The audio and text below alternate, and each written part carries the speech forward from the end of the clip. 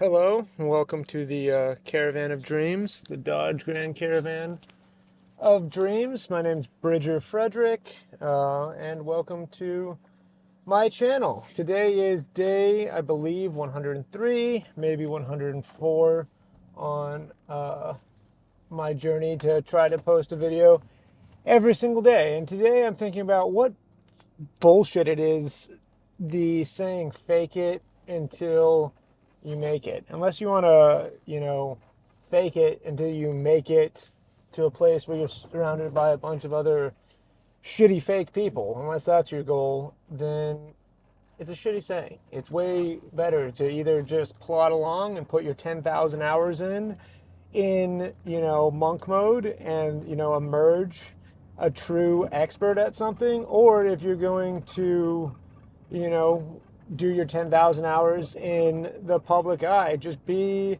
modest and humble and, admit what you don't know. The start of wisdom is definitely realizing that you know nothing about anything at all, that there's just whatever domain you're an expert in, there's way more that you don't know than you know. And it's always going to be the case, no matter how long you endeavor, even if you do it. That's the problem with old doctors and old people in anything. They think they've been, studying something for 50 years, and they get the sense that they know it all, and they get dogmatic and get siloed in and unable to see, the forest for the trees, or whatever the hell that saying is. Anyways, yeah, I was just thinking about that. It's been so much easier to do my insurance job now that it feels like I have an eject button with this book that I'm working on, because now I know for sure that it's got guts, it's got substance, and that's because I just stopped trying to write a book where I portray myself as I wish I could be seen, and I am writing it as I am, which is horrifying. It's absolutely horrifying. I hate every minute of it. I have a constant mantra when I get massive fear and anxiety at the idea of, exposing myself, not exposing, anything, just exposing my own truth has always been the opposite of who I am. I've always been very guarded, always put on a mask for whoever I was around. Just I was whoever that person wanted me to be, because I was ashamed at who I was at my core.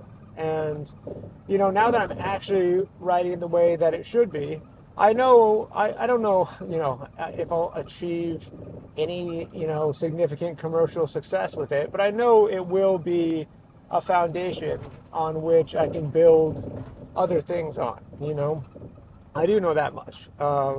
And so it feels like I have this, ejection button from my current life. And because it's so scary to press it, I feel a little bit more comfortable just hanging out and, keeping the status quo. Realizing that in order to have this entire new life and be a new person, you have to kind of, incinerate the life that you have built, is just really intimidating. It's really, really scary. And I don't think, I think so many of us want our lives to be entirely different. But when you really think about, how is that practically going to happen? I mean, the only way for something entirely new to be born is for the old to die. And it's just, it's really scary. We say we want things, but when you really think about what it takes, you start to question if you actually want it. And that's been what I've been going through lately, is just when I look at the life that I've told myself that I want, and that when I am in, real silence and meditation, my heart tells me I want. When I look at what it's going to take to achieve that and how much, I'm going to have to, I don't know, just stand up for what I believe in and alienate certain people who believe different than me, which I've never wanted to do. I've always been a people pleaser. I've always wanted to be accepted and liked by everyone for whatever reason, because of childhood trauma or my attachment style or whatever the hell psychology would explain it as. I've wasted a lot of time like that, and to know that the anything real is going to divide the audience. It's going to divide people 50-50 and divide your friends and family. And there's going to be a lot of people who just hate it and don't, there's certain people in your life that won't like it. And the worst part is it's not really 50-50, I don't think. I think it's like probably 80 will either be completely indifferent to it or like it. But I just focus, it's so hard not to focus on the 20% that won't like it. And sometimes it's not even 20%. Sometimes it's like one person that I can think of. And yeah, but so point is, I don't think that it helps at all to quote unquote fake it until you make it. That's what I've done my entire life, and often really successfully gone into completely new industries and new social groups or cultures or whatever, and just put on a mask that allowed me to fit in and took on the basic, vernacular and vocabulary and style of speaking and, kind of frequency that group operated at. And it's really easy to hop right into different industries and do different things.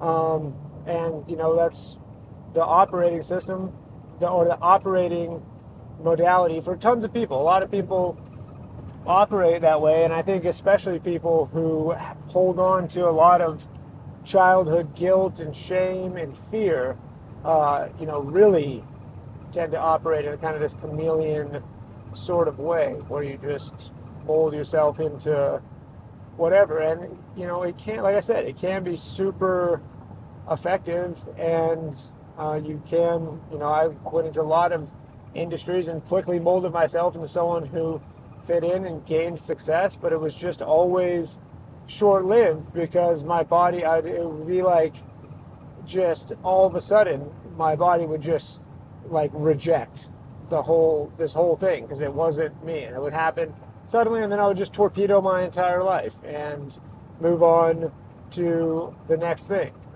surprised that I had failed in the endeavor. But it really would kind of happen that way, where eventually, like an organ transplant, your body just says, nope, I don't like this anymore, and just starts attacking it and rejecting it.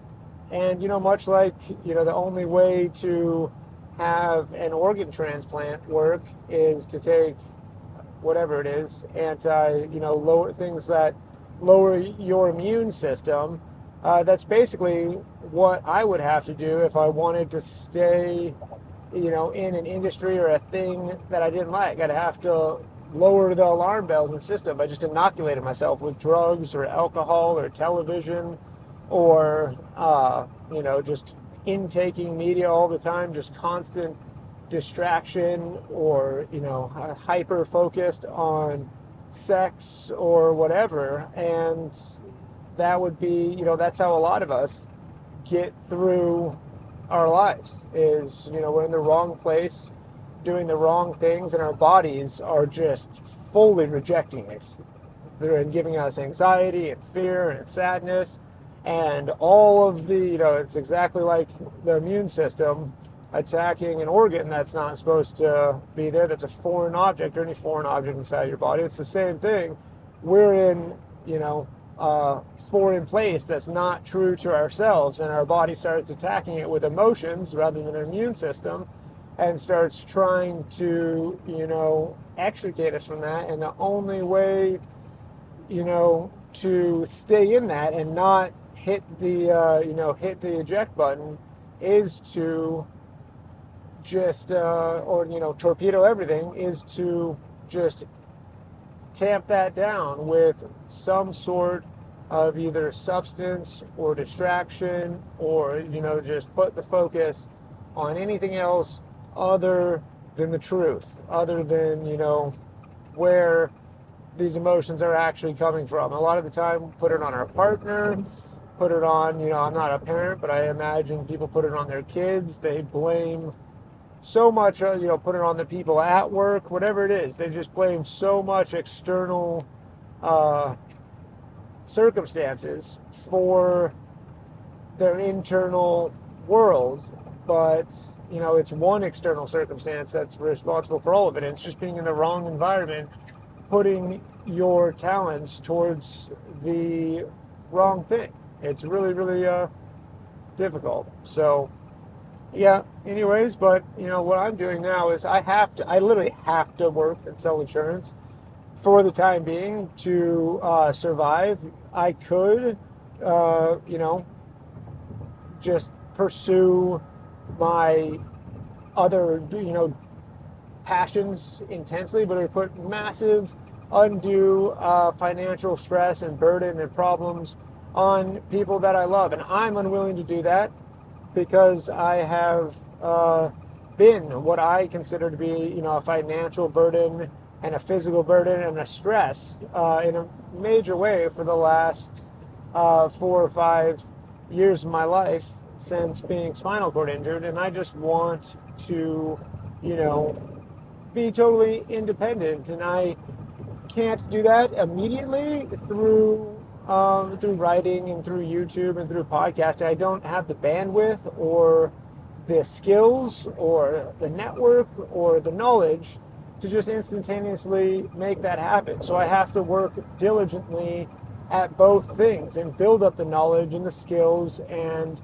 the systems and everything to make be able to make a reasonable living on my true passions, which are breath work and healing and sharing this sort of stuff and writing. And obviously, if you've been following along for a while, I want to build a like a neurological healing retreat up in probably the mountains somewhere, but maybe on the beach, maybe both, if fortune blows in my direction consistently for long enough. But anyways, I want to build this retreat and have, create a place of disconnection where you disconnect from this bullshit, this cityscape, and you reconnect with, the earth, our reality, and nature, and most importantly, ourselves. And I want to build that healing sanctuary, that retreat, that place. And it's for selfish reasons as much as it is for selfless reasons. I want to build it for myself because that's what I want, but I greatly, immensely, in every way, shape, and form, want to share it with as many people as possible and alleviate suffering. It was like 5 years ago, 4.5 years ago now, where I found myself, basically shortly after I was spinal cord injured, and I was curled up on the bathroom floor, like I had fallen from the toilet seat that I was on. I had like rhabdomyolysis, and my body was like eating itself. I was insanely addicted to opiates and was on a bunch of antibiotics, and both those medicines were just sucking the life force out of my body, and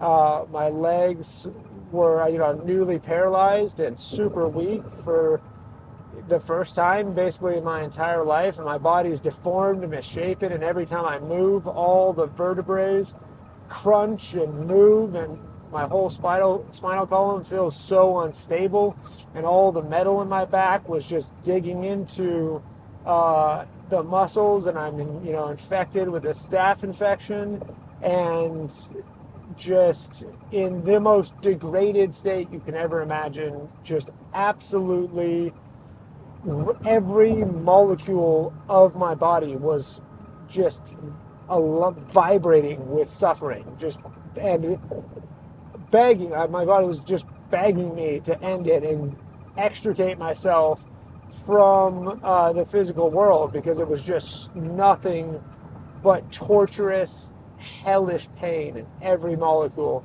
And in that moment, I realized, like, wow, hell on earth is real. Like, suffering, the amount of suffering that is possible on earth is unfathomable. I did not know it was possible to suffer that much, that deeply. I mean, I really had no idea. And then it just, my heart broke for all of the people of the world, like, that were suffering much worse. I started imagining, like, what if I got fucking spinal cord injured and I was in a rural place in Africa without a wheelchair and crawling around in the dirt, and like it's going through what I was going through in any other, lower income part of the world, which many, many people are, or less equipped part of the world. I was in Denver, Colorado, a mile and a half away from one of the best spinal cord injury hospitals on earth, with all, the resources of, the American medical system behind me. A very fortunate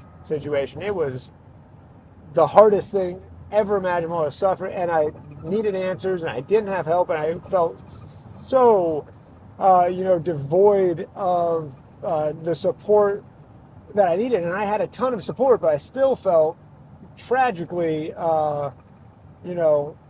ill-equipped to deal with this, just because it was so much, and just so much to contend with. And in that, and knowing how much suffering was out there and the level at which people could suffer, I just broke down crying and was just bawling. And, for one of the first times in many years where I had truly, definitely the first time since I'd been injured, where I truly 100% broke down and just allowed myself to, recognize my own suffering and feel sorry for myself, and also feel recognize that there was all this suffering in the world that I just ignored, because it was inconvenient to think about before, or I just was incapable of even understanding it before. And in that moment, I really was just like, I want to, anyone who's in this position that I'm in, that's in this level of suffering, I really want to build myself up to a point and extricate myself from the suffering, so that someday I'll be able to, find people in this depth of hell that I'm in right now and find ways to alleviate it. And in any way that I'm able to. And I want to build myself up more and more, so I'm able to do that more and more effectively with more people. And it really became like a deep purpose that I, knew, like this burning light inside me that I knew, it's what I needed to do and I want to do. And it gave me a lot of fuel and a lot of drive. It really pulled me forward. I had spent most of my life being motivated by being pushed away from things I didn't want. And finally, here I am being pulled towards something that I really wanted. I wanted the ability to not have to take this pain away from as many people as possible. And that's what I want to do with this retreat, and build a space where people can really come and heal mentally, emotionally, physically, and spiritually. And it has to be in the wilds, and it's going to be heavily centered around just chilling, just spending time stretching and exercising and doing breath work and cold and hot therapy out in nature, and also ingesting just a whole food diet, and as much of it coming from the property or the place, and definitely the local area, as possible. And have it be a really optimal human diet. Obviously for me, that's going to, my opinion on that is going to be not largely, but at least significantly animal based. And for me personally, a lot of that, almost all my animal sustenance, if not all of it, will come from animals I catch or kill out in the wild, and then be supplemented, by animals that I raise myself, and that give them an amazing awesome life filled with love and nourishment and perfect nutrition and joy in their life before I kill them and eat them. And that, I think, is the natural order of things and what I believe. But I'd also want to, be accommodating to everyone, because I know there's different. If there's a billion different people in this world, there should be a billion different diets. It's so highly individualized, and I do think that there might be plenty of people that a largely animal or a significantly animal-based diet is the complete wrong thing for them. So, yeah, but anyways, that's irrelevant. That's kind of getting lost in the details there. But yeah, so that's it. I'm going to go sell some insurance. Love you and leave you. I will see you tomorrow for either day 104 or day 105, depending on whether or not this is day 103 or 104. It will be abundantly clear to you because I will put it in the title or on the video somewhere, so you will know exactly where we stand here. Anyway, see you guys.